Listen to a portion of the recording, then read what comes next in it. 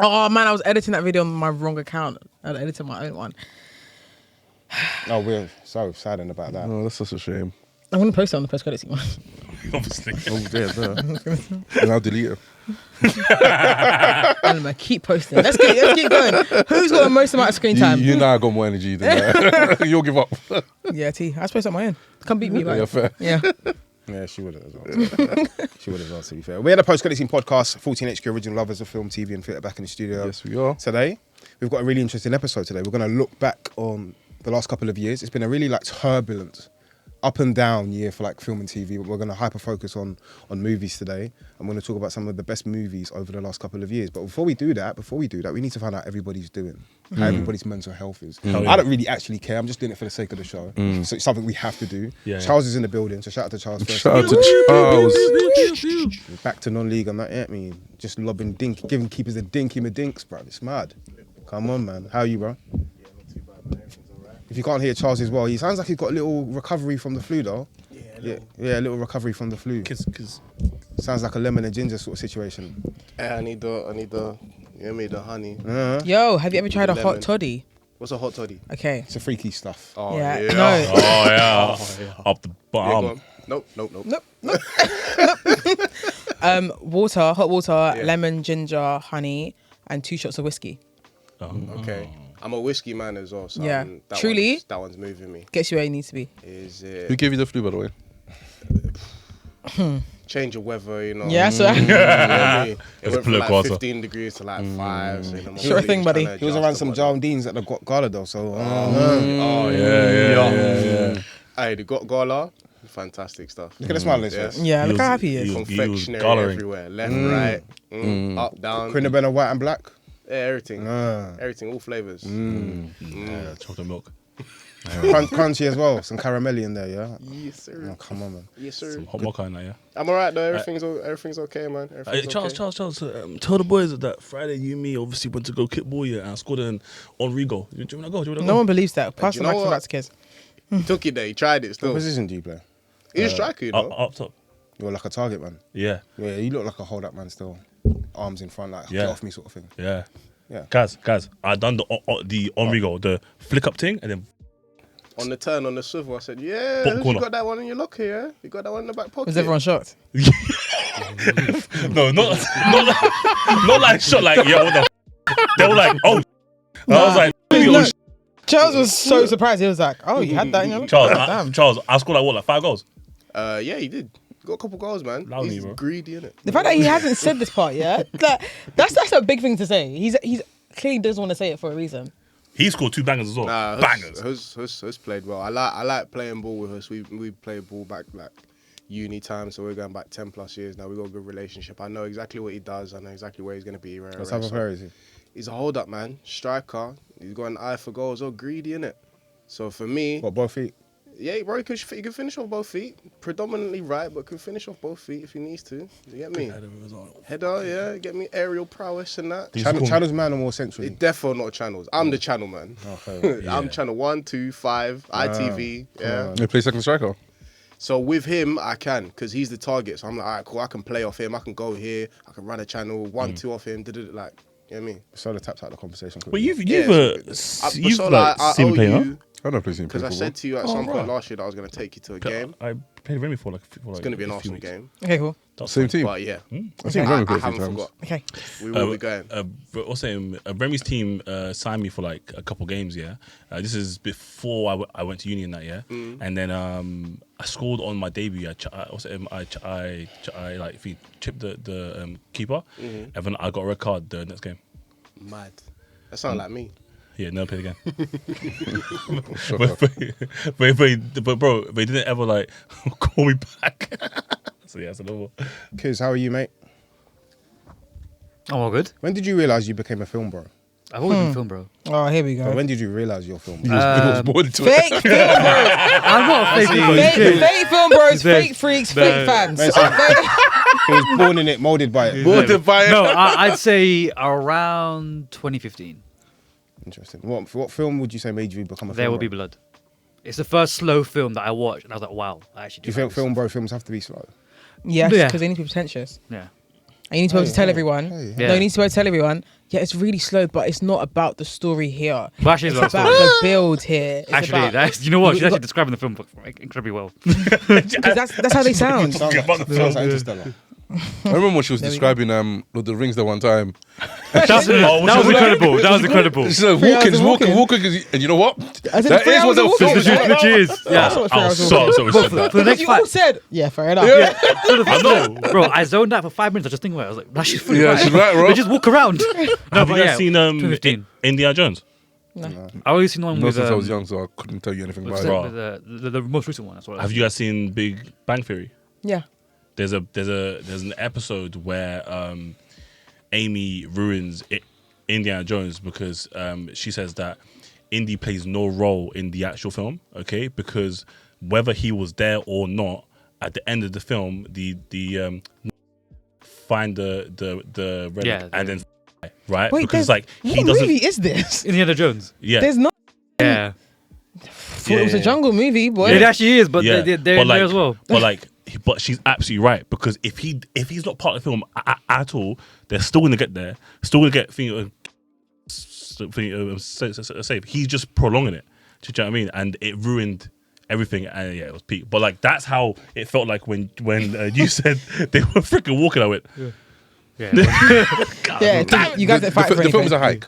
Yeah, it's a hack. it is a hack. No, bro, it is. Great film though. Gaz, when did you find out that you were like into film? Question. See how he didn't say film, bro, and he said into film because you're normal.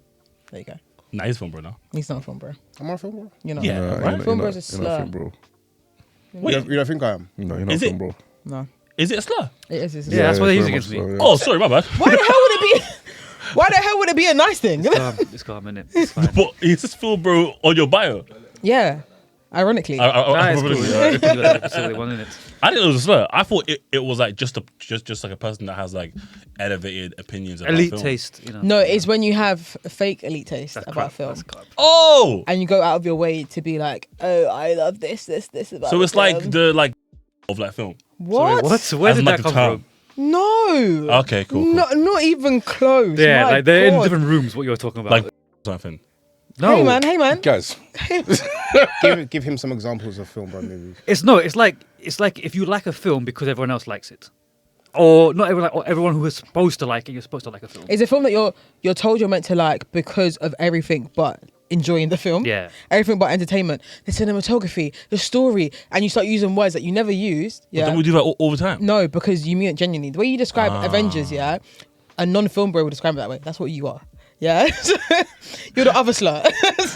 I'm a fucking nerd. Yeah, All right, there great. we go. Got your ass. Great. Yeah, you describe it like, I know why you enjoy these films. I know why guys enjoy some of these films. That man behind the camera. That- Yeah. she's decided this, by the way. Yeah. She has no evidence. She's decided. it. He doesn't like it for real. That's Because some things you can't like. Do you watch like okay? Look, do you watch like random rom-coms? yeah. No, he watches only movies in black What and is white. the last? Where did this come Black from? and white is silent. What is the last rom-com you watched? Pretty Woman. Mum watches all the time, innit? So That is a film, bro, version of rom-com though. But Unfortunately, she loves Richard Gere, though, innit? Yes. So it's like all his films are always on my TV. that's so funny that was the choice. Yeah. Damn, you just proved the point.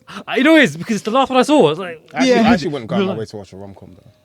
Yeah, but your one's a bit different. But I make the effort to sometimes. but do you know? Sick and sadistic. That's the nice. reason. guys doesn't have a heart. Yeah, yours is less film, bro. More like, hey guys, Guy you're called me right, Tin babe. Man.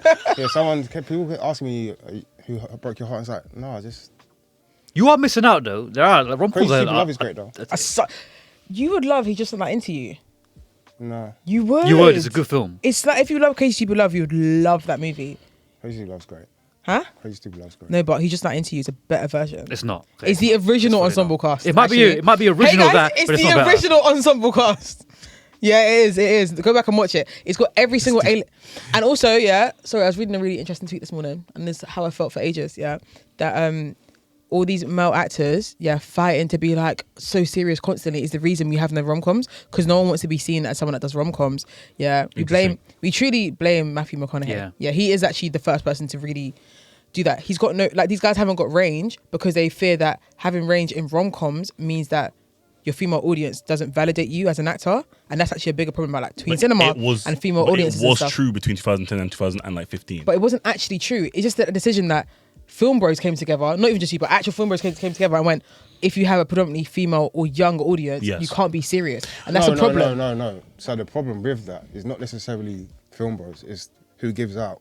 When it comes to people getting credited for their work and academies and the awards. The critics, Exactly. the film bros. I was saying that as a sir, but I was taking away from what I was actually saying before, but more of like people behind the powers that be being like, hey, this is the reason that there's Hey, Rob Platt had to run away from from you stupid Twilight people. But I'm pointing, that's the death of like tween cinema. Yeah. That means that we're all watching the same films, and we shouldn't be doing that. And we don't there get is those no way anymore. that we're all. We shouldn't be sat next to 15-year-olds in the cinema. We shouldn't. There doesn't need to be, because I wasn't in cinemas watching movies with 45-year-olds because I didn't need to, because I had Twilight or I had Hunger Games or I had all these other films. Loved Twilight. Sorry for that, man. I love all those Twilight is films. so ass. But I think it's important to have those films, but you shouldn't think it's good. Do you know what I'm No, pointing? yeah, And I think that's hear my you. point, is that there needs to be cinema that allows everyone of all ages to actually enjoy and consume. I could have sat down at the age of 12 and told you eyeball to eyeball that Breaking Dawn was one of the greatest piece of cinema ever to exist. Yeah. And you would have had to agree with me because So yeah. I was a child. Yeah. Like, you have to. Do you know like that brings up a really good point? Okay, like there's only a few actors that kind of have survived, Stood the test of time. stood the test of time, English, and one of them that goes like overlooked here all the time is Keanu Reeves. He was a rom-com guy, you know, and then from that to like extreme comedy with Dumb and Dumber, okay, and all these crazy ass films, and then from that to an action star, bro. But And Tom I Cruise think as well. Huh? Tom Cruise as well. Tom Cruise, not so No, much. it I was think Jerry more traditional Maguire, timeline. Vanilla Sky. He did loads of films that were Yeah, based around he rom-coms. just he did, but he just went. decided to pivot to the action. Yeah. But I think his pivot was too harsh. I think he wants to only be He did known this. as as in like everyone else was doing like a slow turn. I think Brad Pitt's actually a perfect example of someone that It's not a bad example. was really good. Like, oh, I'm gradually Serious. going to do this, and also I can be serious, as opposed to Yeah. that wasn't serious. I think his approach to those kind of movies was like, this is still a serious role. Or do people still have depth? Like, yeah, I'm in love with someone, but I can still like be good at my 9 to 5 or Yeah, whatever. but look Whereas now, everyone okay, else is just like George fuck Clooney that. is in my opinion is the only one across like 30 years that probably hasn't pivoted as much as he should have, because he's never in like the conversation as like the greatest actors of should he be? all time, but he should be. No, he shouldn't. I don't think he should be. One though. second. He's not, okay? Do you get what I'm saying? Yeah. So what we He's doing here? not, all right? But I'm saying that like his time in cinema, okay, the amount that we kind of like revere him for, okay, and his roles that have been good have been very, very good, right? He should have, in my opinion, okay, he should have shifted a lot sooner. Do you get me? But he stayed on this rom-com comedy action thing. I'm trying to Sahara? huh? I think it's called Sahara. It's the one where he's in like the desert. It was a good film, and then he did Michael Clayton as well. I with think Ryan George, Gosling. I think George Clooney is one of those. There's certain like people that are in the arts, yeah, that they are bigger than their art. So I feel like if we went to a room full of people and being like, oh, name the biggest Beyonce song, I think we all have different answers. I think George Clooney is one of those people where it's like, he is George Clooney. Like, I can't give you. I would say Thinking Beckham. Emotions. What? Dave Beckham. Okay, cool, yeah, sure. Because he's a baller, but he's not that good of a footballer. No, but he really whoa, is though. whoa, No, whoa, but he whoa. really was though. He was one of the few people that actually was really good at their. Beckham was actually fucking. Beckham was Yeah. top tier, bro. Guys, he was top tier, but just said- was he ever top 50 players in the world? I swear he Yes. came second. 50 players in the Like now, Yes. He became. Like, all No, time. when he It's was not playing. about- He was, no, in the no, Ballon- he was second in the Ballon d'Or. What are you talking When about? he was playing, yeah, cool. But I'm talking about all time, okay? Is he in any of you man's top 50? Yes. I agree with There Zola. could be, there very much could be an argument that he could. I'm not saying that he is, but there could be an argument for him to be in there. He's a Not beautiful that- man, but I also think he was very good at his But sport. I do think was. that he over personified his football. Oh yeah, that's true He's as a well. star. He's a Both star. things He's can a be star. true Yeah. though. Well, interestingly, with the world of like film, especially as that's our focus today, I think there's been like a death of like the Hollywood star. Don't get me wrong, we still have stars. It's just somewhat changed and pivoted. They're Somewhat social aligns stars. with our conversation about Prestige TV, where Prestige TV has pivoted from typical male anti-heroes into like various stories from like Succession, which is like corporate media. Then you've got like, I don't know, the bear about kitchen and cooking, and like, Yeah. it's not the same. And I think Hollywood has sort of pivoted from like male stars as well, or just like the Hollywood star, into like, we've just got good actors, or and we've got very few pinnacle at the top, and then we've got like good actors. I don't think we've got like Problem is we can never get stars because we know too much about them. Full stop. Like you doing clicks to? Get the, Oh, to Gaz on microphone. I thought you were like, oh, he's eating. Well, he was eating as well. He was eating, but we can never get that star back in the way we did just because of the way media is. The problem is, I can't wake up and know what insert A-list actor had for breakfast because they didn't get ready with me. Like, we can never have that level of stardom without a level of mystery, and there's no mystery anymore. Do you think any of your favourite movies over the last couple of years, let's say like the last 5 years, has got a big star in it? Like someone that would be deemed a big Hollywood star. Yeah, because the person that always comes to mind is Michael B. Jordan for Sinners. I think I can't get Sinners out of my head. I know it's annoying, but I just can't. And I think he is. All right, he's worse than you, so it's fine. But is he? Was he a megastar at that time? No. No. Okay. Do you think he's a megastar now? 100%. I think so. I think I think he's. I don't know about megastar. I don't think I think There he's isn't a megastar anymore. Say that again. I don't think there's a megastar anymore. The closest thing we can get to it, Yeah. I think it'll be him because also Or Timothy. challenges. I'm thinking Zendaya. Yeah. No, so there's definitely A-list. Yeah, 100%. Yeah, think I know. that- My point is that for whatever metric we're putting it at, Yeah. I would put Michael B. Jordan and Zendaya in the same conversation for that. And I think Do you think to mass audiences, white, black, Asian? I would think too, yeah, Michael B. yeah, Jordan, yeah, yes, yeah. because the reason I knew that Absolutely. was during lockdown. Yeah, everyone was doing like bad rankings of like the actors. Yeah, most handsome actors. You see that filter on TikTok? Maybe. Okay, so he was the only black actor in that whole thing, Yeah, peak. and every single time would be top 3. So even if you didn't know his movies, you knew him. Back to the George Clooney thing. Yeah, Yep. it's about who we can recognize in a lineup. They know him. They proper know him, and they know him as the one that's not Michael Jordan. It's Michael B. Jordan. Do you know what I mean? Even just that little difference here, like you know who he is, or like even his memes and stuff. Like he is. Talk to us about your love for Sinners, which is a movie that came out this year, and it's always going to be interesting. Like a movie that's quite still fresh, can like capture somebody the way it's captured like yourself and Manny, Yeah. and myself to a lesser degree. Still fucking love the movie Down, as they say. Eight down. You get me? Yeah. But talk to us about why Sinners was the movie that sort Wait, of... why not me? You don't like the movie like them two, man? No way, impossible. Huh? You don't like it like watched them it like two. 5 times. I've taken myself I out of watched it the... 3 times. I watched it 5. Twice He's in watched IMAX. it 10. Oh wow, you love the film. I think it's genuinely. I think it's my favorite film of all time. Yeah, I and you're think not it's wrong. my favorite film of all time. It's a great film. Yeah, honestly, We've heard enough from this one. Yeah. it's I'm a sure mix- you might mixture of even be a everything. bit... No, he's never 15. No, never, I just don't want you to do a 45 segment on Jamie Lawson. That's all it is. Bro. Biss, talk to us about Sinners. Why would Sinners be the movie for you after it's only been out since what? April-ish? Honestly, That's it's- captivated you the way it has.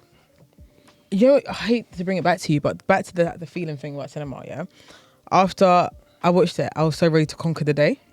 I went to watch it at like 9:30. Oh, you went to like a pristine press sort of screening thing? No, I went to one of the journo screenings. Yeah, that's where- what I'm saying, you went when to they have them. they have no screen up, nothing. You're like one of 8 people in a huge cinema. Yeah, I know, but it's been done. the sound is fantastic in that cinema, so I got to enjoy it even more. Yeah, You felt it in your also, brain. I felt it like in my brim. You know, it looks gorgeous. Like it looks really, really good. Every like the opening shot when he passes him the cigarette is just one of my favorite opening scenes of anything I've ever watched. Like I was like, after, you know. I think the acting was really good. I was scared when I saw that Michael B. Jordan was playing 2 people. I was like, for fuck's sake, this is not going to be good because I never think those movies are ever really good. Like I think it's tough to do, but I feel like Smoke and Stack are 2 separate people and they're 2 different human beings with similarities, but they're not the same character. That they really could have been 2 different people. So on that, I was in a conversation with a few people about Sinners, about where it would be next year in terms of Oscars, Academy Awards, where would Sinners succeed or be nominated compared to I think other Kugler movies. will. And one of the conversations was Michael B. Jordan hasn't done enough in his role, not me, but someone we know who's a friend of the show. He will see this anyway. He doesn't feel Michael B. Jordan would be worthy of an Oscar for his performance. How do you feel about that? I think that's just he played 2 separate people. If that's not enough, what is? That's 2 nominations. He should be up for Stack and he should be up for Smoke. It was Ken, by the way. It was Ken. Yeah, and I hate to disagree because I love him so much. Yeah. But I think he should be up for 2 separate noms. Wait, he doesn't think he should be nominated? Well, He doesn't think enough to win. Enough to win. Yeah, but I think he should be up for 2 separate ones. Who Really, else truly. is up there, would you say, that could potentially win for best lead? It will be Leo. Yeah. It will be Timmy. Leo for Timmy for yeah. Marty. Yeah. Apparently, I mean, I've not seen it, but apparently it's doing really good. I know he'll put a good performance. Yeah, Yeah, he yeah. don't But really Timmy- miss. Yeah. But wouldn't be Timmy be up for? Oh no, that was from last year. Yeah, Forget me. For Marty Supreme. No. That's this year, innit? No, what's this one? Then he plays Bob Dylan, no? That's it. Or Bob Dylan. Yeah, Yeah. he was up for that last year. It's one of the one he should have won, actually. So yeah, those are the two that firstly come to mind. I can see Rob Pat getting a nom. I don't see him winning for Mickey 17. That's Wasn't no way that- he's better. Yeah. No, I don't Isn't see him that winning. last- I'll see him getting a nom though. I keep, do you know what it is? It's because of the movies came out at such odd times. I'm just like, oh, it wasn't that for last year, but no, it wouldn't. Mickey 17 was like February, Yeah. March, yeah. So I can see him. So yeah, Yeah. Leo will definitely be in there. Yeah. And he wouldn't be wrong because I think he plays a really good role in that. Leo's Yeah. good. Like, he's great. My issues with the movie is more than Leo. I think the acting's fantastic. That's the one thing you can't take away from them. I wouldn't be But shocked yeah. if Michael B. Jordan doesn't win. It wouldn't shock me. Nothing will surprise me. I Though. mean, you shouldn't ever be surprised with the But Academy. yeah, but I really would like him to, and I think Ryan really, really deserves it for director, Director. I think Ryan has to producer, win it, bro. for everything. The reason I think he deserves it for that, yeah, he's the first director I've ever seen that could almost sell the role of directing to someone. I think I know it's not. Chris Nolan does it well. He doesn't know it. He doesn't. What? He doesn't do the same. He doesn't. Let me tell you why. Yeah, I watched a 10-minute video on types of film. Christopher Nolan could not do that to me. No one could ever convince me to sit down for 10 minutes and watch a video of someone explaining the types of film and why you should watch a movie in different formats and how it affects the movie. No one's ever done that to the way he did that. Like, the video itself was on Twitter. It got 1 million views. Yeah, no. My point is that no one's seen the sold video. it, but no one's sold cinema like that. I think his love for this film on his type of film it's just been really nice to see.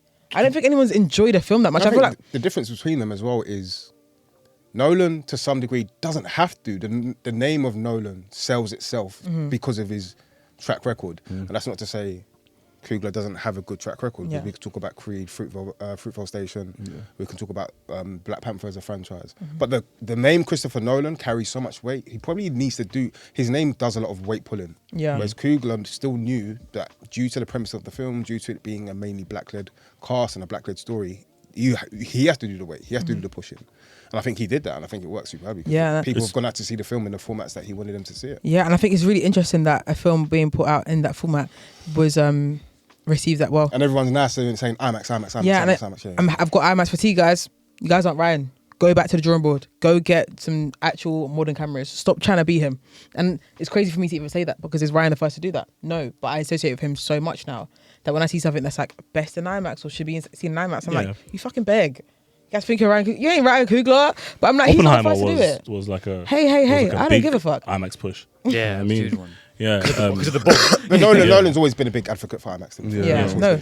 but like, do you know that like ironically, like it's funny because Tarantino is he's the same reasons why if he Coogler the reason why I want to be a director is because Tarantino was the only one at the time that I saw doing anything where he was explaining his art form. You know what I mean? Like he wasn't just explaining the story; he was explaining like the technology and what he was doing behind it and why he was doing it, and you know, and all that. And people like saw him as this like weird autistic neurotic Nerdy guy. type guy. Yeah, but like I was just listening, like wow, like he's found the art in like holding a camera and aiming it, you know, a like certain way for a certain reason, you know, and but yeah, when I saw the Coogler IMAX thing, it's the same thing. It's not just about like the tech side of it, but the passion in what he was saying and the intrigue. Like he was like in there, like still learning. No, he was you so know? excited. I think the excitement for 10 minutes of someone, no, guys, you don't get it. Someone explaining a film. And then not just like film like the way we do it, like, hey, here's a type of film and here's a format, here's aspect ratio, here's this. This is why it's like this. Yeah, and it's just like, And I couldn't understand some of what we were saying, which was cool. and I just didn't care that I didn't understand it because I was just excited So to no, see just more. because of the accent. Just because of His the accent is thick. The Cali, yeah. Fucking The moment we saw love cinemas, it. okay, and then I had the pleasure like 2 months later, okay, of shooting in IMAX, and then I sent you guys the video of me in there, and the IMAX person, the engineer, is only one of 4 engineers in the world that do IMAX, right? That's why it could only be in certain places. Yeah, only 4 in the world, yeah. And she was telling me about Kugler being here and how Kugler was like, I need to take a picture of you. Like, I was like, yo, that's crazy. Do you know what I mean? This is a normal girl in an office, yeah, which just got tech everywhere, and she gave us a whole tour of everything. It was just outstanding, bro. Like, you know what she was doing. And her favorite film is 2001 Odyssey. Yes, Odyssey. Sorry. That's a film, bro. That's a film, bro. Yeah, man. But yeah, sorry. Yeah, One of the greatest films ever, though. Really, It really Yeah. is. Manny, have you got any film bro films in some of your favorite films of the last 5 years or so, or anything different that comes to mind for you? 5 years so that I put in the film bro category. No, you don't have to have any film bros in the ones you want to talk about. Poor Things. If you Do you don't, think there are any modern film bro films? of course there are. Yeah, Poor yeah. Things is a film bro film. Yeah, Oh, Poor you think Things. Poor Things Any- is a- Yeah, Do you think yeah. it's So a anything film bro anything film? you're going lamb from us is a film bro film. Easy. Then Poor Things is one of them. Then Would you want to talk about Poor Things though? not really. Yeah, then don't bother. So funny. My ones So are funny. Did- Past Lives. We It's close. a bit of a filmy bro. Yeah, Not really. Not really. It's a romance drama though, isn't it? Yeah. Yeah, Then it could still be a film, bro. Film. No, because film bro films can't have that much love in it, and the focus needs to be like despair, so you can justify why. Wait, The despair arguably makes it a film bro. Is That's the what I'm saying, Notebook that's why it a is. film bro film? No, which one? The Notebook. it's the most film bro rom com you can get. And then is romantic drama. how about thinking Forrest Gump then? Oh, that's really tough because it's one of those Really? ones, yeah, where the average person could be like, yeah, we love it, but film bros Be like, oh, are it's such so a- annoying about it. Yeah. Like the film's fantastic. You don't need to sell It's it. a fantastic film. It's amazing, but you Yeah. don't need to say bullshit. Like they say things that don't even make sense, made up words. You can just enjoy it, but it is a very. But I think it might be a intricate film, bro. I think it's like a lot of people's first, First love. first. Yeah, love. it's your definitely first drug. one of them. Yeah. It's your first a hit, great bro, film. when it comes to film, bro. What you got for us, Manny? Anyway, I will talk about a film called Monster. One of my favorite films of the 2020s. Japanese film. It's a really good film. Like No, I don't think it's not. It's just that you just a film, bro, back to back. Yeah, is it black and white? no, it's not. The black and white is crazy. It's not black and white. Okay, the film is a story about a kid and his mom, and his mom thinks that he's being bullied by his school teacher because he comes back home feeling a bit different or feeling a bit like tired and etc., like signs of abuse essentially. And the film is told through three different perspectives. First, the perspective of the mom. Second, the perspective of the teacher. And third and finally, the perspective of the boy. When you watch the first two perspectives, you're watching a completely different film until you get to the final perspectives, and it kind of changes how you feel about the film from beginning to end. Love those sort of films, man. Yeah. It's so well written because it leads you to believe it's something that it's not, and I think it does really well to highlight, I guess, Japanese societal pressures that they have on children, how children are perceived by adults, and how children interact with the world in comparison to adults and how they feel about things. Then we get a lovely scenes between one kid and another kid and the relationship they have with each other as friends, and just how kids are. It ends up being such a really, really gorgeous film towards the end, like proper touching. But in the first hour and a bit, you don't see that. You see that coming. I think it's really well written. I think you, as a director or writer, you do such a great job to be able to tell me a story and then completely change my perspective of the story without missing a beat, without feeling it forced, without the shift being a bit too harsh. And then when I rewatch it again, I can watch it through a different lens. I think that's I always enjoy that. I always enjoy rewatching something and taking a different perspective on it because of how the film has ended or other stuff that's occurred in the film. But yeah, great film, Monster, Japanese film. I think it came out in 2023. Generally one of my favorite films of all time. Definitely one of my Where favorite can films of the 2020s. we watch it? I have no idea. I can find out for Did you. your right now. perspective change every time you watched it, or did it change throughout the film that one time? Amazon Prime. So Amazon Prime. Amazon Prime, thank you. When I watched it the first time, my perspective of the first half of the film changed. Like, oh, so this is what this film about. And then when I rewatched it after that, and it's like, oh, all of these things are making a bit more sense, or I'm seeing these interactions a lot more different than I would have in the first instance. Like, for example, it's nothing like this.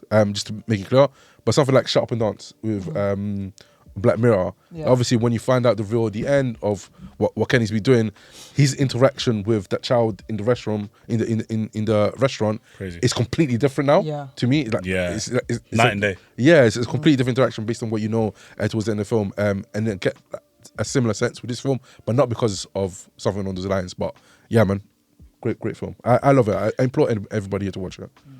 That sounds dope. Is it subs?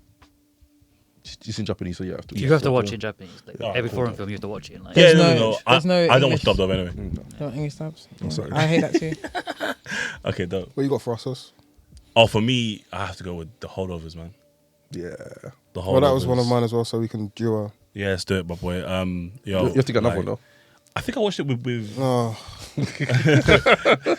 I think I watched it with you guys, or at least you guys. this is me, Yeah, Oh, and boys night out.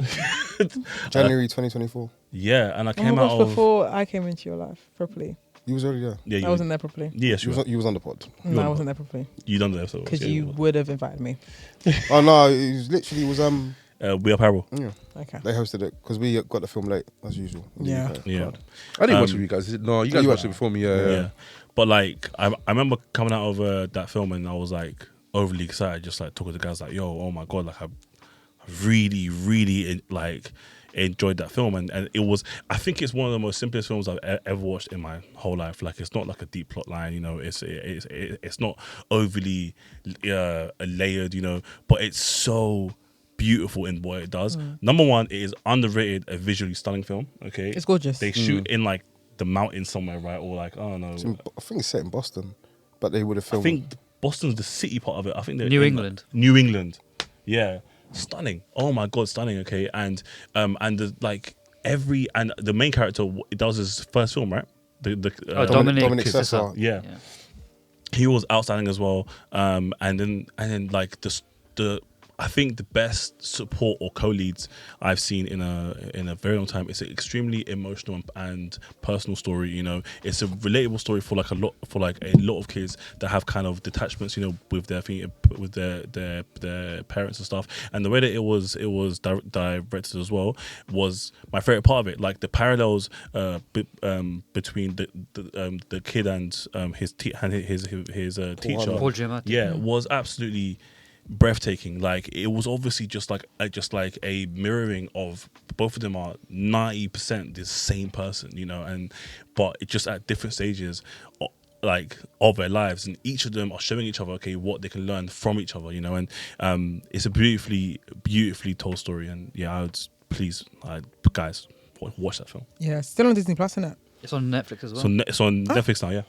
Yeah, I watched on that's- Disney Plus. I think the great thing about the Holdovers as well, it's like in one sense it is very much a Christmas movie, but it doesn't rely on like the Christmassy aspects of it, if that makes any sense whatsoever. Davine Joy Randolph, like there was such like a warmth to her character, despite like the pain that she was carrying on a day-to-day basis, and the way her character was able to share like so much love despite her struggles and what she was dealing with. Just showed it was such a human-led story and a human-led movie. She was incredible. And at the same time, we say like she was so human. So was Paul Giamatti's character. Yeah. Yeah. We all know people that were probably at one point in life extremely happy with life, and then life changes you, and he became so bitter. But there was still something in him within. That's the human's part of him. Yeah, exactly. That is exactly. Yeah. It's the human in him, but there was also still like the part of him that was willing to. There was just something in there that was willing to or open to receiving love from people, and I think that was what was great about the movie. As you said, it looks beautiful. It had this sort of like classic American 70s Vintage aesthetic. feel. Yeah. What's that? Sorry. Like a vintage feel almost to it. Yeah, for sure. And yeah, no, I love that movie. It was one of my favorites from. I know we got it 2024, but it's like a 23 film. It's a great movie. No, Holdovers is top. Yeah, love that film. One of my favorites from that year. Do you have any other films from that year that you enjoyed? Yes. 2024. There's one that we watched immediately afterwards that I fell in love with. Go ahead. Four things. American Fiction. Yes. Is that one you wanted to speak on as well? Not speak on, but happy to mention it. Good movie. It's obviously Jeffrey Wright. It's his first lead film. Yeah. You know, and Fucking funny. Yeah, really. And I think it was produced by Issa Rae, right? I don't know if she I don't know produced she it. produced it, and she's in it. in the film. I thought she produced it. You know. But anyways, but yeah, no, I think Jeffrey absolutely shit. Like he shows that film. It's a lot funnier than what people expect. It's really funny. Okay, and obviously it kind of like pokes fun at a lot of, I guess, Hollywood, the distribution companies, UK and that kind of stuff. So black trauma, it plays on that as well. So yeah, like all of it, really, really good. Underrated film. But yeah, dope. Yeah, I enjoyed American Fiction quite a bit. 100%. I'll get my obvious one out of the way, right? Because you got a Percy, I'll get a fucking Percy too. Listen, The Batman's my favourite movie of the decade, without a shadow of a doubt.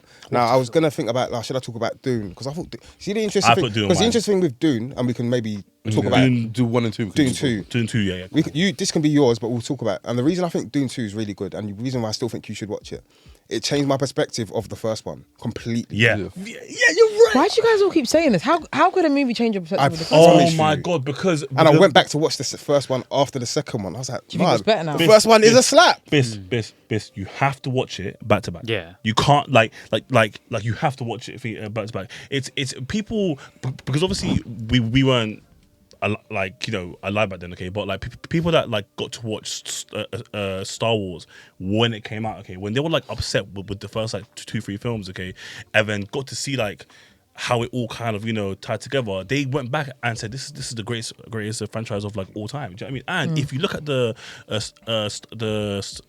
Star Wars numbers in Phase 2, they made more money from Phase 1. Like it was because everyone's like, wait a minute, I get it now. There's a point to all of this. Do you get me? And I think what's exciting about Dune 2 is that we're not even halfway there. like the stories that they're telling, there's so much more to get. So what is it? Is it a slow build? Is that the issue? So the thing with Dune, the first Dune movie, I think, is that it's such an expansive and like unique world. So Obviously, much law. Politics, so much law. We've There's seen so like much law. we've seen space stories done before, or intergalactic, or anything of that kind, right? But I think the thing with Dune is that it's the law of the story, the politics, the background. There's so much in there. Heavy. There's so many characters that you have to sort of get to know. And it takes a while for that to sort of manifest itself, I guess, if that's the word. Or sink in. And then by the time you get to the second movie, it's moving at a more like frantic pace, which then makes the first movie make a lot more sense, because the first movie is trying to immerse you in the world, which takes some time. Whereas the second movie is set in stone. The world is already what it is. You have more of an idea of what's going on in terms of especially who Timothée Chalamet's character is. Yeah. Portrayed. It's like you understand what's happening here. And then there's also so many like religious sort of what's the word I'm looking for here? Religious ties, I guess, in terms of faith, in terms of Messiah. It's very like Game of Thrones in like a weird way, okay, because it's about the motivations. If you can understand people's motivations, you can make a franchise. Do you know what I mean? Okay, it's just about like enough countries or planets or blah blah blah, okay, fighting for either one thing or multiple things, okay, and then once you understand why that happens, every actor, every person just gets like elevated. It's a very human story, because there's so many ties to like the religious stuff I was talking about. Also like how we as human beings sometimes cling to something for like hope. We cling to an idea, or we're sold an idea, we're sold a Messiah, we're sold something as being the thing that can change our lives. And because of desperation, people will exploit that, one, and two, people will gravitate to that, and it sort of marries together. You get really good performance in the second movie from Timothée Chalamet, I'll be honest. He showed it. He's really, really good. And then, what's our boy's name? Austin Butler. Yeah. Oh my God. I wish that he just oh wait. I wish I had more scenes. Yeah, that's what I was gonna say. That's the politically correct way of framing it. He was really fucking good in the movie, man. But then the whole cast, like Rebecca Ferguson, no matter what she's in, you're guaranteed a good performance. She's like one of my favourite actresses. And I love her interviews. I watch all her interviews. Her interviews are fucking sick. Yeah, I bet you do. She's good milk. Yes, she's good milk. Yeah, she is. She's good. But she's also quite personable. I was talking to Biss about this. Like, there's some unique, good She's Swedish, isn't it? Yeah, she don't look like the archetypical Sweet, good-looking woman. yeah. She's just good looking. Do you know what I mean? Yeah. Obviously, Oscar Isaac was in the first one. The second one is not present. Who's the Spanish guy? Javier Bardem. Javier Bardem. Yo, Javier Bardem. He's Shelly Alright. Welly, man. Oh, he kills it in that Shelley film. He was F1 this year. That's it. and he's obviously No Country for Old Men. Madman. No, it's F1 I'm thinking of. Because Yeah. like, why did I say He's the top actor, you know. He's really good. Like, yeah. That role in No Country for Old Men compared to him in Dune is just vast. Right, it's yeah, fucking completely different. But yeah, he was really No good. Country And for Old Men is a film, bro. Film. Yeah. But I And can't lie, it's a fucking banger. If you, It can still be a banger. It's a It fucking can still be a banger. banger. Oh, it But it's is. still a film boyfriend. That is a fucking you've banger. There's a watched- scene in that movie. Anyway, so Sorry. get too excited. if you've watched or read the original Dune, okay, like you will know that like what's her name, Florence Pugh, her character in 3 now, different level, Dune's all franchised off different now level as well. squeeze. Like she's gonna be a top 10. Hey, Yeah, what? You've got a year. No, I'm gonna watch December it. 2026 is a busy period, so you got a year. Oh, I'm my- gonna watch yeah. it Dune because it'll be easy to watch back to back now. Because if Yeah. I watched the first one and didn't enjoy it, I wasn't gonna watch the second one. Yeah. I don't believe in. I say, It's a I slow, say- by the way. So, Have you seen enough of the first? Yeah, I've got. I promise you, I didn't like when I watched it in the cinema.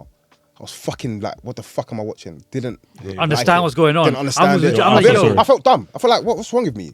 I don't know if I was like it was a reflection of my understanding of film and TV. I was like questioning myself at that time. I watched the second one. I was like, That's so funny. I would never. If I got to that point, I would blame the film, never blame myself. Why the fuck are they doing that? Shocking. and I It's a also film think I was for just not kind of bored. But the second one, and then I watched the first one a day later at home. I was like, man, Denis Villeneuve did his thing, Okay, I'm gonna give it and the a try. movies always look good. Yeah, it's gorgeous. Amazing Denis gowns, Villeneuve's- gorgeous gowns. Yeah. Never Gorgeous. said gorgeous Gorgeous gowns, gowns but is it's hilarious. just One of the best directors of all times. okay. Cool. Shout out to Yeah, Denny. Denny. Shout out to Denny's Denny. the I give man. it back to back watch. What's your favorite, Denny? Prisoners. Yeah, I haven't Still seen. haven't I still finished haven't seen Prisoners. Arrivals. I haven't seen Arrivals. Rivals is so good So- though. Have you guys watched Sicario? Yeah, it's Overrated, man. I think it's cool. Sicario's overrated. Do you like? I think it's a good film. People gas Sicario to me. Yeah, when I watched it, I was like, and that's why I hate when people sell something to me, Yeah. and then it's like, Just tell me to watch it and just tell me that it's good. Sicario's good though. Seen Blade Runner? Blade Runner, yes. Yeah. I You don't like. I've Blade- got yeah. a whole thing about Bisola. The Arrival or Interstellar. Prisoners. Oh, Prisoners. I think. Yeah. Yeah. Do you know what? For what I watched right, The you know. Prisoners, yeah. Hugh Jackman's in I it. need to finish it. It's phenomenal. No, I can't finish because guys, it's so scary. It's, It- it's it- less of it's less that the story's bad. Yeah, it's it's that It's Prisoners. so real. it's Paul actually Dano. it's so- No. By the way, Fucking I've terrifying. got something about I couldn't Paul get Dano. through He it. is the most. I think he is the most underrated actor. I don't think You he see- is. I don't think he's Support actor. underrated. See the No, support act. Well, acting in Support general. When you look at his filmography, I couldn't believe the films that he's been in. I don't think and he's went back- underrated. But if he's in them, is he not getting a rough rating from No, it? Do you because- think like he needs to be so, like, like, okay. Does he have enough of a role in it? Yeah, so like the films that I watch, right? Yeah, they always talk about what the you've other done. side, right? Yeah, but he's in a lot of these films and he's carrying his part of it. Okay. But he's never mentioned in it. And then when I rewatch it, I I'm hear like, you. oh, okay, that was Paul Dano. Oh, that was Paul But Dano. also think- because he's not like an active like star. Like he doesn't. He's an actor's actor. He's not a star. Yeah. That's the Thank difference. you. I think it's similar to Jesse Plemons in my eyes. I think he's better than Jesse, by the way. But yeah. fair. Man said the gingers. Who did a ginger? No, is he? Well, Is he naturally ginger? I don't know if he's naturally. I'll be naturally. Well, speaking of Paul Dano, Yeah. takes me to one of my favorite There movies we of all go. time. Oh, we're going back to it then. We're going to get back there. I will be quick though. I won't like take too much Take your time. Take Because your no, time. we've spoken about the That's movie not a something lot. that Bisola wants to hear. Oh, she doesn't like Batman. You don't like it? No, that's not what the conversation was. Oh, The Batman. No, that's not what he was saying. He was saying some freak shit. That's why I was smiling at you. Bisola knows. It's fine. Just these two. The camera's cool. It's No, fine. the Batman from the opening scene, I was in the world. I fully was sold on the movie. But then the monologue that follows with Rob Pattinson, he's walking through the city and he's taking you through his understanding of what Gotham is at that time and his journey, and then the score that swoops in, and you get a full understanding of what he's trying to achieve within that particular period of time. And then you take it to the end of the movie, and his perspective of what a Batman is meant to be has completely shifted. He takes you on the journey from a Batman about vengeance to a Batman that's meant to be here for the people and here for the city, rather than carrying out what he believes to be vengeance, I guess, on people because of what he's suffering from. And that was the point. his When he parents, became yeah. Batman, he became Batman because he was suffering, rather than for like the purpose of saving the city. And I feel like I understand his Batman more than Christian Bale's, if I'm honest with you. And we had 3 movies with Bale, right? Yeah. Oh, you've only got Yeah, but- one so far and yeah, you're but already sold. Bale's whole first film was about his like motivation. Fair. His whole first film was that. So I don't know. Valid. With Valid. all due respect, like I Yeah, don't know how you, valid critique, valid pushback, I guess, to Yeah, be fair. But I mean, that's testament to Rob's role then. that he's already convinced him in one film, and he's got a better backstory? In your No, mind, But like the first hour of Christian Bale's film is because his parents die, Yeah. and then his whole thing is valid. I need to go and fight what's in Gotham's underground Criminals, so that yeah. it doesn't happen to everybody else. Yeah, they're valid, very valid. Yeah, to it's be also fair. serving. You're right. Um, You're actually right. Yeah, but there's more of a switch for Rob than there is for Yeah. Patterson. 100%. Patterson, like you see, like he journey. realizes at the end, like, Rod, this isn't the way. yeah. Whereas It's different storytelling. Yeah, whereas with Christian Bale, this is why I'm It's like, doing it. And this it is my doesn't target. change. Yeah. No, Yeah. it doesn't really change. All that thing changes. Okay, before Christian Bale is who does that job. So obviously he picks Harvey. Okay, to say, you know what, I don't have to do it. No, I'm You talking about can the do first this now. film.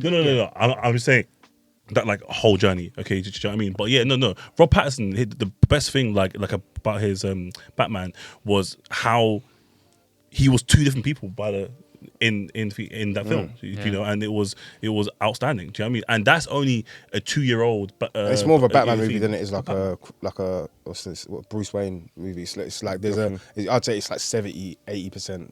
Which is so exciting, by Batman. the way, because it means that like we're gonna in theory see like a more developed. We should see more Bruce Wayne in the second movie. Yeah. So yeah, it's visually exciting. It's a great film. Visually, it's gorgeous. The soundtrack is superb. Like it looks like a comic book movie in one sense, which you spoke about countless times, but in the same sense, it's like real world.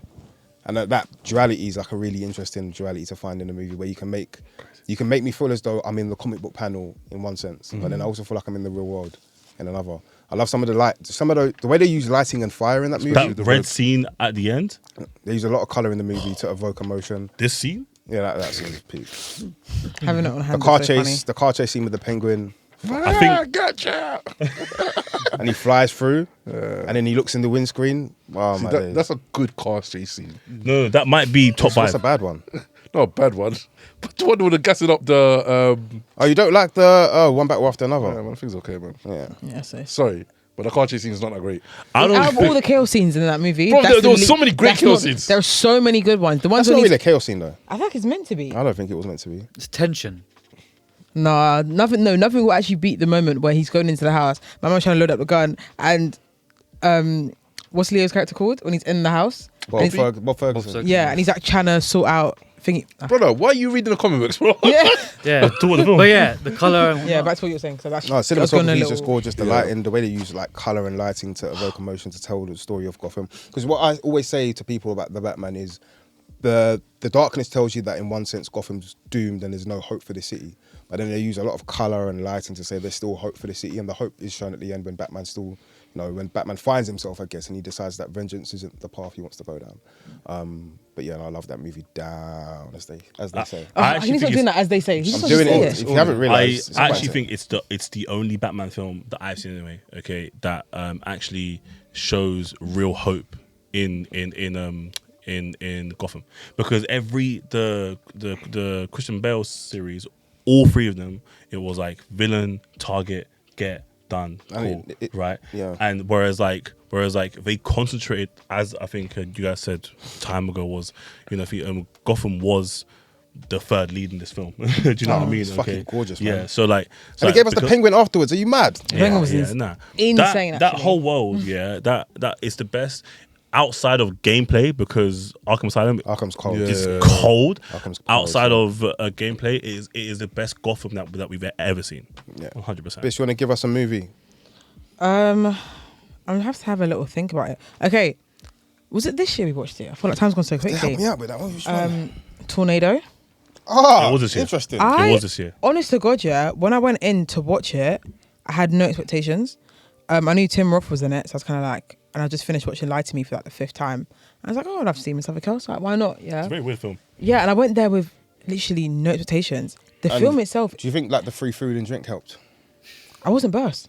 No, they just gave us like 3 Maltesers, 3 Yeah. hot dogs, I remember- 3 popcorn. And I was so annoyed because I wasn't drinking that day. Yeah. So when I got to the bar, I was like, oh, for fuck's sake, man, give me the 0% then, bitch. Like, oh, a little 0% Peroni. But I was like, I was really comfortable, yeah.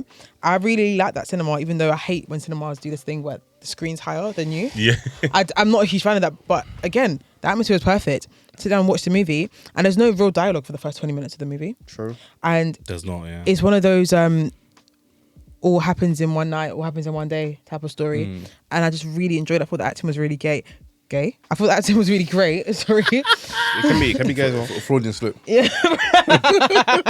The acting was fantastic. But one thing that I just loved, it was just shot so well. Like, it was crazy. The last scene where she's cutting through the sheets, yeah. It's like, oh, fucking hell. Like, cut me, bitch. Like, it was so good. It was like, I just thought it looked gorgeous. And it was shot in Scotland for the most part. Yeah. And there are a lot of these like wide shots that I would have thought would be just so nothing and empty, but I served the purpose. I feel like some of those, like, there are some films that I thought are being shot to tell everyone that the cinematography is fantastic. Do you know what I mean? Yeah. And it felt like, there's so many to list, but there are so many that shots in there, but I was like, people will argue, oh, it's meant to be there for this reason, but I think it was just there because it just looked beautiful for the most part. I don't think it served a story purpose. I think it was like amazing gorgeous gowns, and it worked because the movie still needed that anyway. It's a beautiful film, yeah. Do you think it benefited? Because obviously when we were there, we heard from the director and the writer, and they were speaking about how, like, they shot this film independently at first, and they shot it over like 4 to 5 days in Scotland, and then afterwards they went through this like vigorous distribution battle where they were trying to get funding, just to obviously get money for the film. I think it was Lionsgate, as far as I'm aware, who came and obviously distributed it. So a lot of those actors took that role, probably with a very low paycheck, what I mean? Okay, and not much budget for the actual, and you could tell it was a low budget film, but it didn't feel low passion. Yeah, should we say? Yeah. I feel like they were all happy to do it. It seemed like, anyway. They seemed like they just kind of don't know the actors as well. I only had a problem with one of the scenes. What was it? The black guy that was like silent like throughout the whole thing. I think it said like 2 words. His final like fight scene ended, and I was like, wait a minute, you were gonna be anonymous and quiet for an hour and a half, and then when it finally came down to you doing something, you lasted 6 seconds. That pissed me off. But I feel like a lot of them were like that anyway, so it didn't bother me too much. I felt like minus the young lady, I don't know her name, and the little boy and Tim Ross character, no one else. Like, they were all actually just there to fill the screen, So it worked. I'll never say no, man. Yeah. I have to, unfortunately. Run it, man. You fell off anyway. Yeah. You fell off. So yeah, I really enjoyed Tornado. And I think it's, when I was putting through the list of like what I enjoyed from this year, someone asked me like, oh, what movies did you really enjoy this year? And I said like the obvious picks, My Sinners, F1, XYZ, yeah. But I was like, I really enjoyed Tornado, and I didn't expect to enjoy it, so I went there with no expectation whatsoever, and I was like, this was great. I really enjoyed this film. Fair dues. And I feel like everyone should watch it if you haven't. It's been interesting. Anyone got a horror movie on theirs by any chance? Sinners. I had. Does it count as a horror? I think it does. I actually saw it the other day as a horror. Alien Romulus. Okay, tell us more. Oh no, it was in my like provisional list. So it's not in yours. But what have you got in yours? What would you want to talk about? Oh, me? Oh shit! I was looking. Sorry. The other one was Bang. Okay, cool. Obviously, if we're not mentioning like Sinners and that kind of stuff, the two that I had left was just Oppenheimer and Everything Everywhere All at Once. That was on my list as well, but I spotted like this. So which one? Everywhere. Yeah, not Oppenheimer. You know that. No gorgeous gowns. No, yeah, like Good one. Oppenheimer was. Let's talk about that film. I think I get why now it will be like categorized in like the film bro film. Okay, Couldn't you have like foreseen that? But yeah. 100%. Well, it was a film about blowing up a bomb. Okay, made by Nolan, and the whole film is then talking about how we're going to do this bomb. Yeah, that's literally the film. But aside from that, my favorite thing of the film isn't even the storyline. Okay, it's the individual performances from Florence Pugh, Emily Blunt, RDJ, and obviously RDJ corpse in his fucking and Okay. Cillian Murphy. No, RDJ. No, I'm sorry. No. RDJ cooked. No, I don't think he's bad. No, wait, hold on. His best performance after Tropic Thunder. Do you think? Why is he? That was unnecessary. Do you think? Yeah. You've seen him as Iron Man for so long. Yeah. Then he was Doolittle. That movie was really bad, by the way. It was bad. And then was your expectation for him kind of low already? No. No, not at all. It was high. No, yeah. He's a good actor. Yeah, Because but like, prior to like Iron Man, he's been in really good Yeah, films. Sherlock Holmes. Okay, all Okay, no, not that. Don't ignore that. He Ignore that. Holmes is like Sherlock Holmes critically again. acclaimed, you know. I was gonna say Zodiac and Kiss Kiss Bang Bang. Like those Oh, are film, really bro. good films. Zodiac's a bad boy though. That's not. It's Okay. not film, but But whatever. anyway. Super slow though. As I was saying, okay, the individuals in that film, yeah, made that film, you know. And Oh, she would hate you. Would the only Fincher movie I can see you liking is Con Girl. Gone Girl's a good film. no. No, you like social. I She don't- loves Social Network. Yeah, no, I do. That's not a.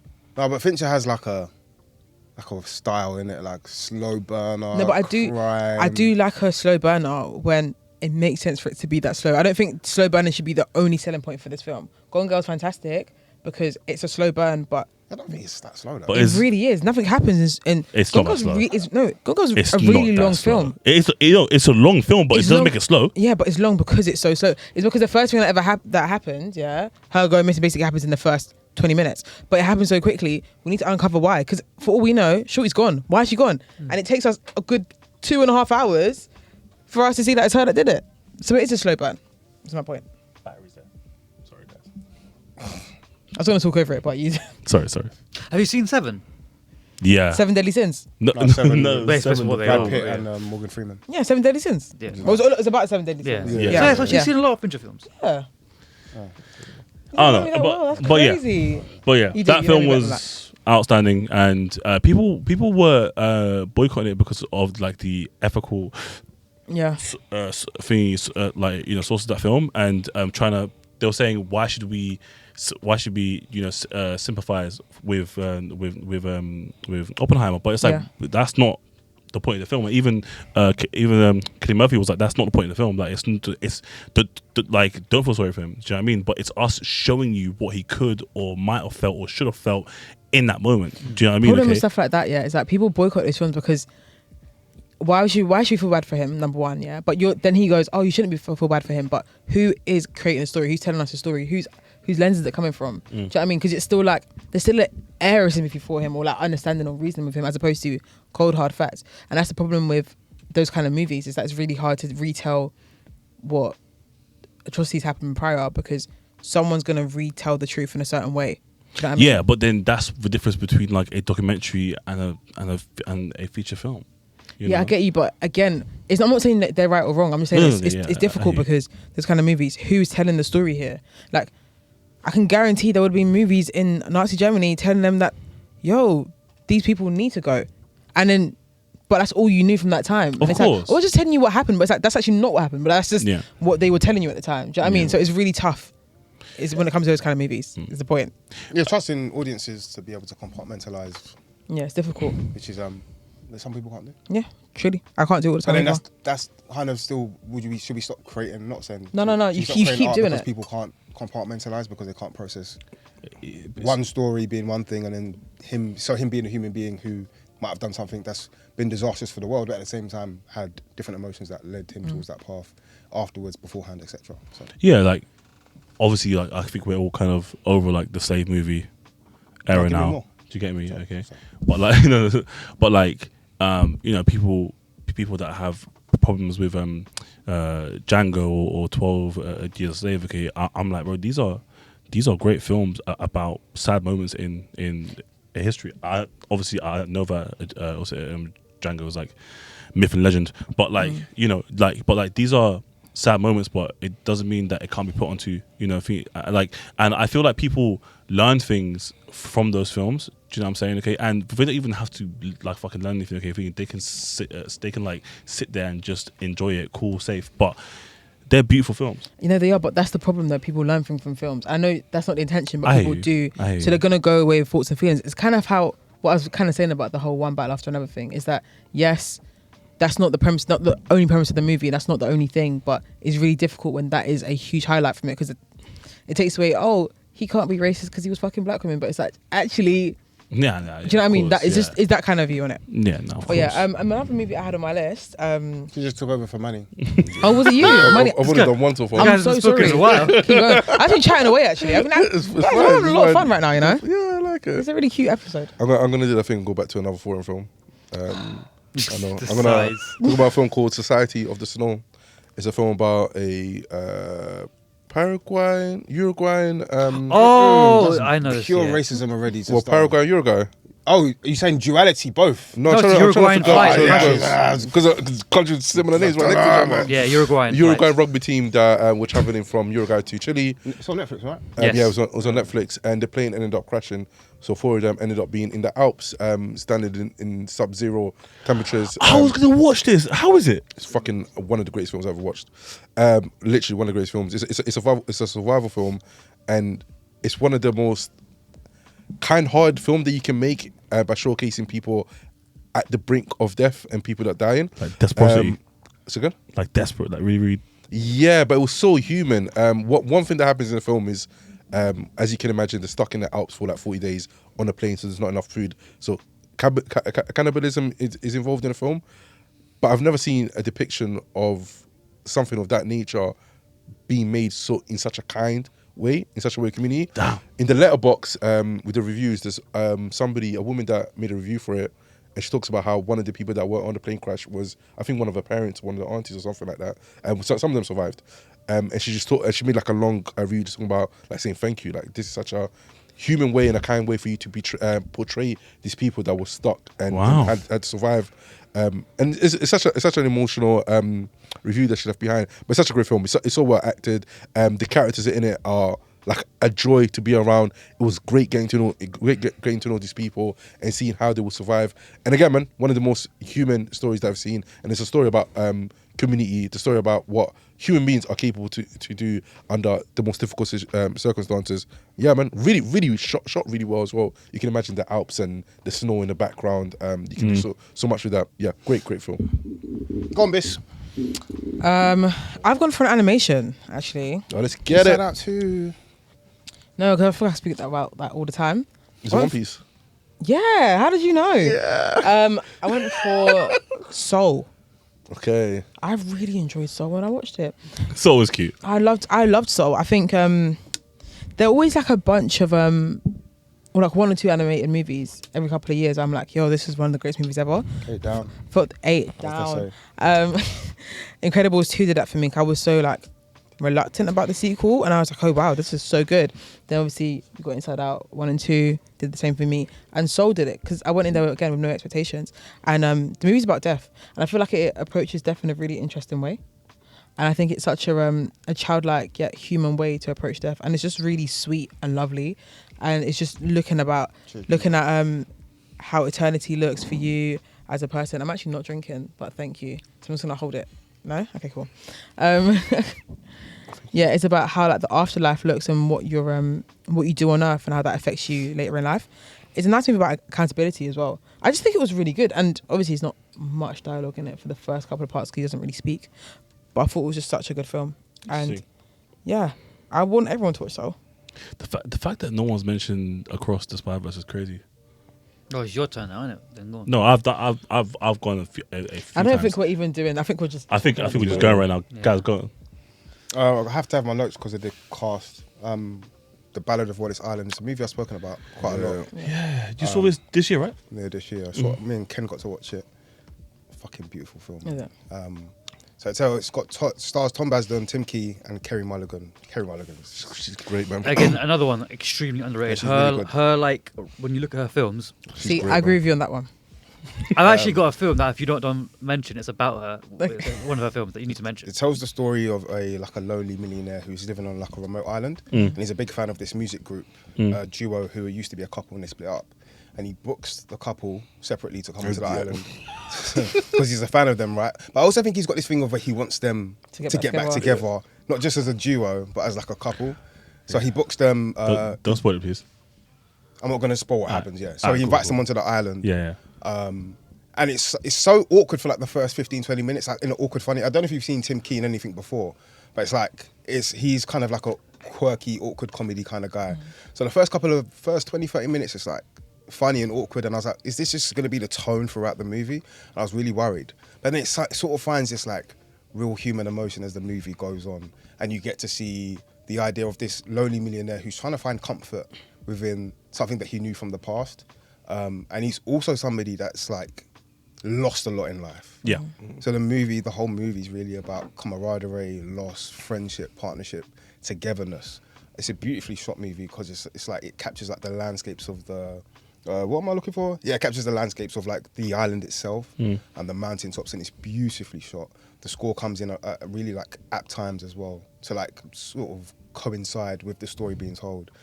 Kerry Mulligan's superb. The dialogue in this movie is fucking really good as well. It's like razor sharp comedy, but then underneath the comedy is like the emotion of these characters who are all carrying their own sort of turmoil, their own pain, their own struggle. This sounds so good. It's like it's in, I was sold right at the beginning. Yeah, I don't know. Like, it's in my top 5 of the year, I'm pretty sure. And obviously Ken, I watched it with him, and like we spoke after, and he said to me, "Gaz, that movie's better than I remember it. Like not remember it to be, but it's better than I thought it was." oh, was it a remake?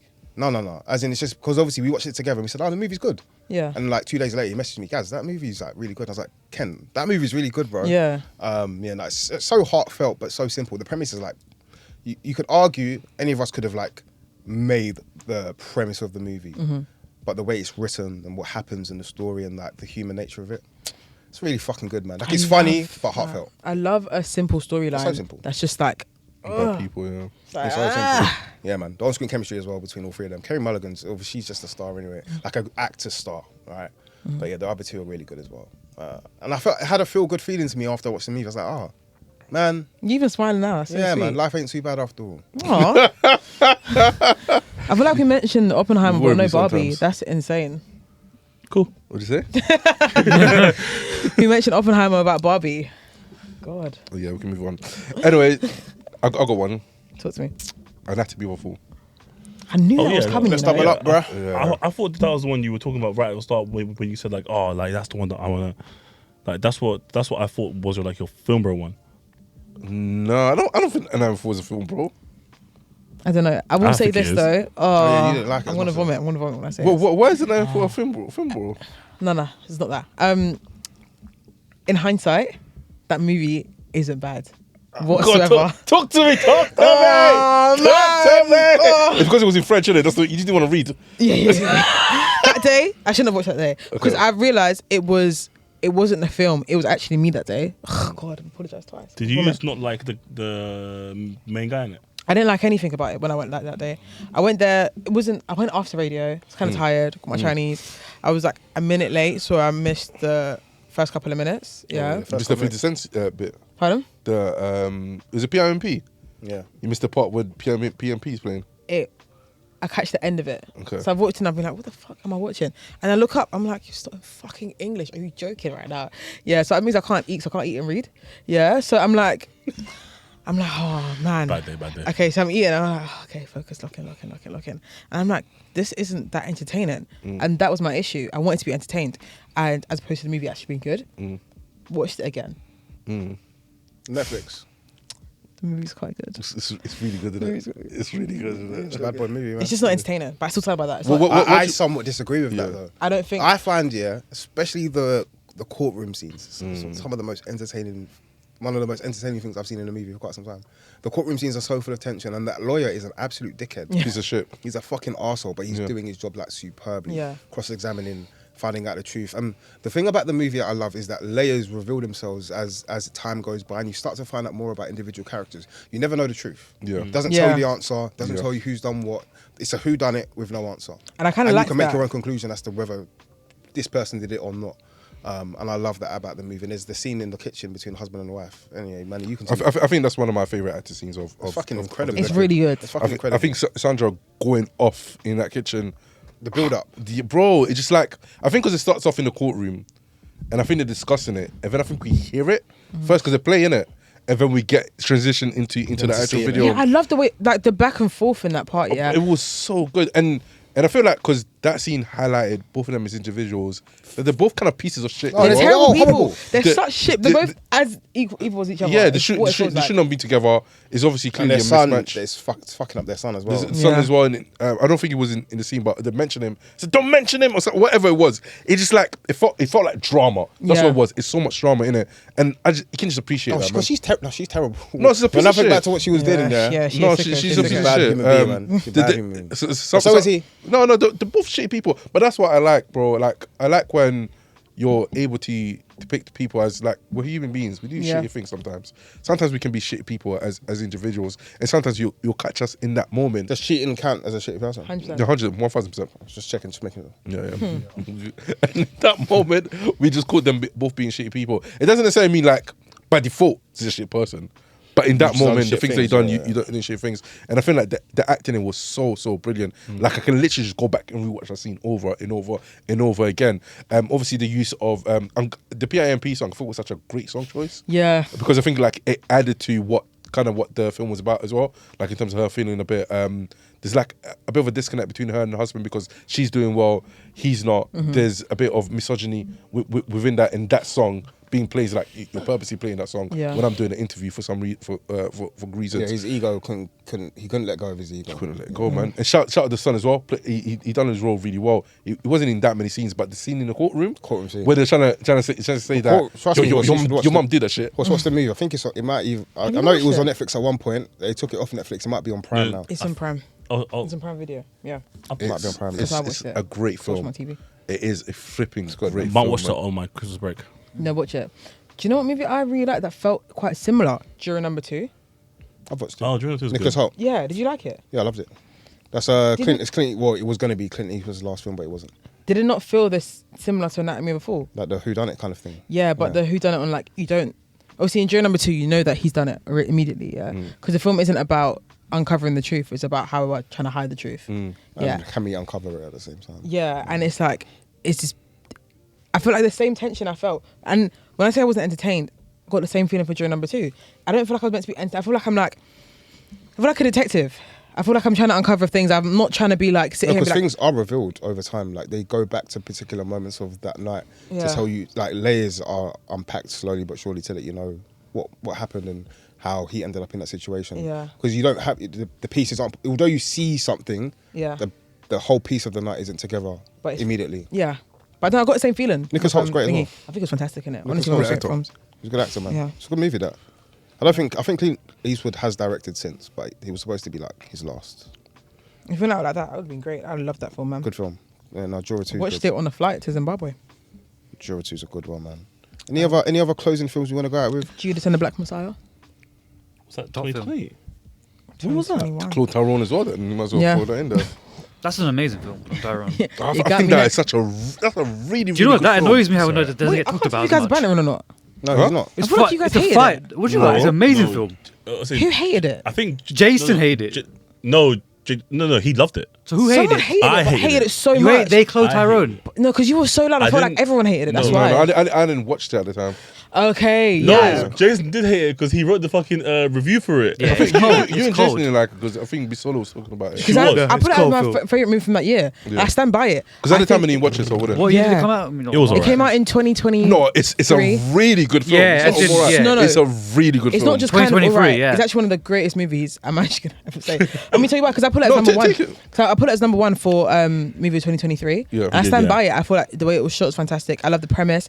I love the deeper meaning in it. Like, of course, you can't really take that away from movies. I think people are like, oh, it's not enough to be like da da da da. But I do think the deeper meaning was enough for me at that time. I hear it. And then go back to it being like, yo, it was shot so well. The acting was fantastic. Yeah, the pacing of the movie was phenomenal.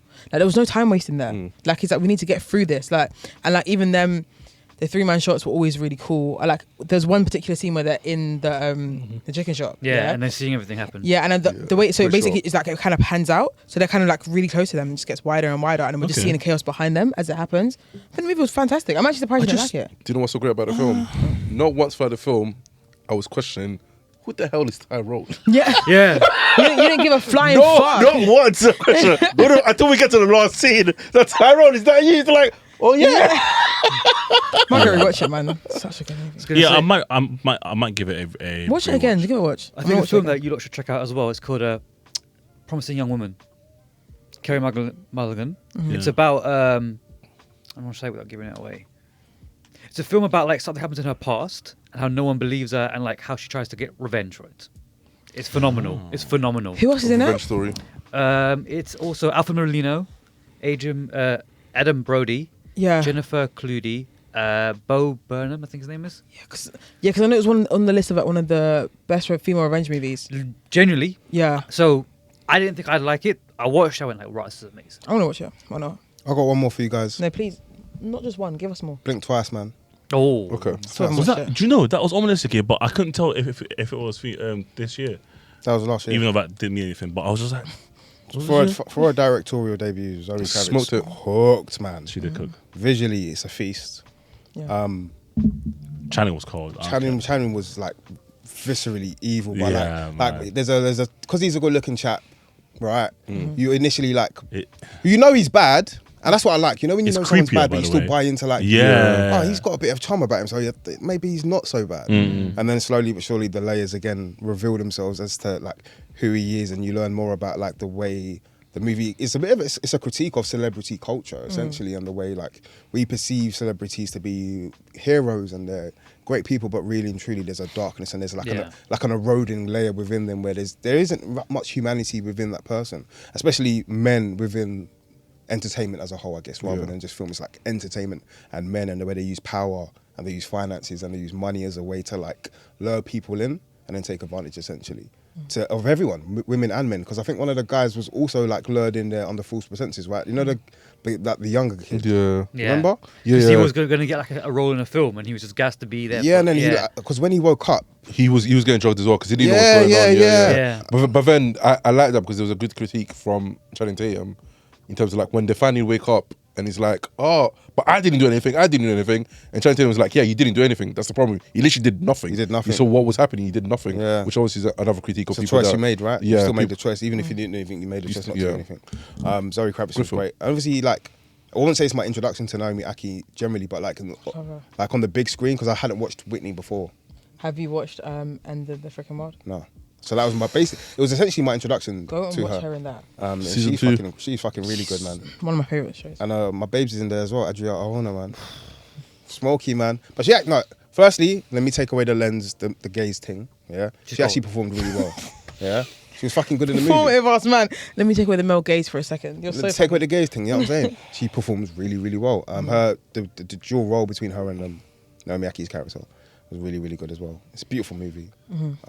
Yeah, I like Blink Twice a lot, man. A lot more than I think a lot of people did. I thought people didn't love Blink Twice, but then I look back on the year and people liked it. People liked it a lot. People actually did like it. Yeah, I don't think they just I shout think about it. people either liked it or they didn't watch it. And I because get of the why they premise. didn't. I That know. I was one of them. It was I the premise think- that didn't make me want to watch it. Yeah, I think the people that dislike the film, it's not necessarily because of the film itself. What I think, happens, I think There's what a happens moment in at the back end. Yeah, the feel how that is handled. So I get people just like. I think the actual like capability of making a film, I think she smoked it. Yeah. She smoked Conceptually it. as well, when you think about it, it's not like something you've seen before because I guess thematically together with the story, it's not something we've seen that often in cinema. And a woman directing that and bringing that to life is like a reflection, I guess, of something she's either seen or known or knows what happens within the industry, which is important. So, good film. Shout out to Zoe Kravitz. One thing I need to quickly highlight, I'm never going to talk about it. I just completely forgot about it. It's Tick Tick Boom by Andrew Garfield. I didn't realize it came out in the 2020s. Did it? 2021 apparently. Why did I think that was one of the movies? That was the movie I was talking about when I was like, oh yeah, it came out in 2019. Are you sure? Yeah, 2001. 2021. Yeah. That's one of the best musicals of all time. Yeah. Andrew Garfield's It best is- role. Yeah, so he plays Jonathan Garson. Double check that. believe Jonathan you. Garson. The creator of Rent. Yeah. Rent literally Yeah, Jonathan changed. Larson. Yeah, Jonathan Larson or Garson? Larson. Larson. Is he It Swedish? Pardon? That guy's Swedish. I don't think so. So Larson's a Swedish name, innit? Yeah. Seb Larson. So he's the one that pioneered and changed the way Broadway was like done. For a long time, it was very operatic, very classical, and he was the I first. feel ever, like you're selling it to me. yeah, it's the first Yeah, ever I can rock hear and roll musical, Rent. Yeah, and honestly, Rent has paved the way to. You can get a show like Death Becomes Her because of things like Rent. Yeah, and even like the music you get from it was constantly interpolated, even put in through other like. The Office is one of the major scenes in The Office when Michael leaves. They recreate Seasons of Love, and same as Glee, they did the same thing in Glee. Like it's like marked a moment in history, and he passes the night before the opening of Rent, so he doesn't ever get to see Rent. And when they go on stage, they dedicate Seasons of watch Love it. to him. I'm looking. And no, honestly, Andrew I think you Garfield like just You reckon? is his best performance Oh, looking. ever. Question for you guys before we wrap up. How do you reflect on the 2020s so far with pandemic, COVID considered? How do you reflect on that? The movies we've gotten, and the quality of them maybe compared to like previous decades so far at least. Are you happy with the movies we've gotten? Yeah, I think I was talking to Kiss about it earlier, saying that how 2020 is probably the weakest in comparison to other decades. And I think I do agree, but I think the COVID years is the main reason for that. I think we got a lot of films either pushed back or changed. The SAG strikes as well. The SAG strikes. Yeah. The strikes as well. So I think it That's hasn't been back to back, really. Yeah. Back to back, yeah. It hasn't been because there were the writer strikes and there's another set of strikes, right? There were two different ones. Whatever was it put delay on film. So I think that now kind of going back to regular programming. But even some of the films that we discussed today, it's like just remind me a lot. There were actually a lot of great films. We've missed out some as well. Yeah, Hundo. 1,000% we missed out quite a few. We live in time. Sorry, random. Yeah. I didn't feel anything. I feel like I didn't feel any emotion watching that. Florence Pugh and Andrew Garfield. Andrew Yeah. Garfield and Florence Pugh. I didn't feel I didn't anything. see it. I didn't see it. It's okay. I think that's what I didn't see. I think I was a bit weak. really Yeah, no, looking it's forward to it because I actually remember the marketing for it, like was them two crazy, really cute. yeah. Good, And then yeah. Andrew Garfield coming up with a cutout of Florence Pugh. BFI. Yeah, BFI. That was fine. But We then actually get to see her breasts as well. Oh yeah, completely. All right, yeah. It's Sounds great. like- That's such a piss ass thing to say. Yeah. I never expect that from you. That's insane. that was different from you, bro. yeah. That drink's getting to him. Oh, what, bro? Question for you guys before we wrap up then. This is completely random, but it's something that came to my mind. I want to know a movie that's been recommended to you that's been hyped and you didn't like it when you watched it. Sorry guys, so sorry. Something that's been gassed to you, like you must watch this. Oppenheimer. So like mine is like Sicario. Oppenheimer. Oh, you mean of all time? Ever. All time. Just generally speaking, yeah. Um, And you didn't think it was... Sicario's good. No. I'm saying the question is that you didn't think it was as good as they As hyped good it. as they made it. Shutter Island. Interesting. Because it's not terrible. Because do you think you saw the twist early? Yeah. Shutter Island or Interstellar. Mine's Interstellar. I never I watched it in think the mine might be cinema. Interstellar as well. You know. Yeah, it was Interstellar. Yeah. Because again, it's not a Sorry, bad Manny. film. Yeah, I was just told it was. isn't. I was just told can't it was say groundbreaking. It was Interstellar great. because no one Yeah. told me to watch it. I just wanted to watched I watch was it. told. Yeah, okay, I fair was enough. told to watch it. I've Up to a film. Someone said Heat is the. Someone said Heat's the best thing they've ever seen. I was like, Aye, that's crazy. It's it's a fucking fantastic. good film, man. It's not that fantastic, but to say it's the greatest is madness. bad. I think that's a Percy of his. It's Seth. Shout out to Seth. He's a good Do creator. you know what though? It is one of the best. Like, it contains for me one of the best Two-man scenes step. of two. Yeah, one of the greatest two-man steps. That scene of Pacino and De Niro. I can't think of many more where it's top that. The ending's fucking cold as well. Yeah. The ending's cold. Yeah, You I wanna play a don't quick game? think I have one. Yeah. I got a game for you lot. Okay, go. Man, you start a sentence about a movie. Huss has to continue the last word of that sentence and say something else about his film, if that makes sense. So if I was to say The Batman is the greatest movie ever, it would carry on the chain of like a sentence. Let me find the actual premise. I got you. So, Batman is the greatest ever. Okay, yes, but story-wise, it's not as good as the event carry on. But you just have to flow. Yeah, and it has to yeah, make yeah. sense. If it don't make sense, I hear you. Okay. Past Lives is the best directed film of the 2020s. And having mental illness is normal to Bro, say it stuff just like kills that. the game. I'm joking. No, but go again. he can't start. He can't start so strong like that. You know what I'm saying? That was Okay, how about you start? If Bisola goes next. okay. Cool. Okay, cool. All right, cool. Watching films in IMAX has become a trend as of 2025. And that is all down to my goat, Mr. Ryan Coogler. If not for Sinners, where would he be in terms of cinema? I Just think fuck Ryan up. Coogler was great at directing Black Panther as well. I think Black Panther was an okay film.